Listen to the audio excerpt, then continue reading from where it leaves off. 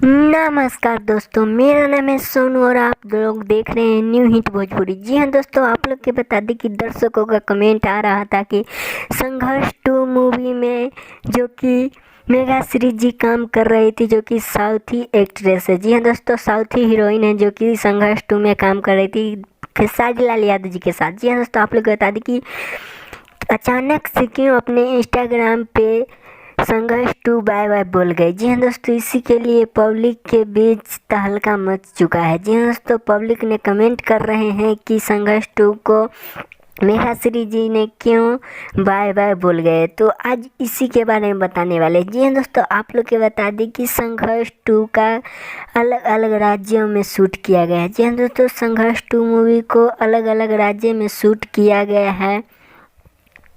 तो आप लोग के बता दी कि मेघाश्री का शायद शूट ख़त्म हो चुका है। जी हाँ दोस्तों, मेघाश्री जी का शूट ख़त्म हो चुका है और अभी तक फिल्म का शूट कंप्लीट नहीं हुआ है। जी हाँ दोस्तों, फिल्म का शूट अभी तक कंप्लीट नहीं हुआ है, सिर्फ और सिर्फ मेघाश्री जी का शूट कंप्लीट किया गया है। तो आप लोग को कैसा लगा न्यूज़, इस कमेंट बॉक्स में बताएं। और आज के लिए इतना ही, फिर से मिलता है अगले वीडियो में। तो तक के लिए जय हिंद, जय भोजपुरी।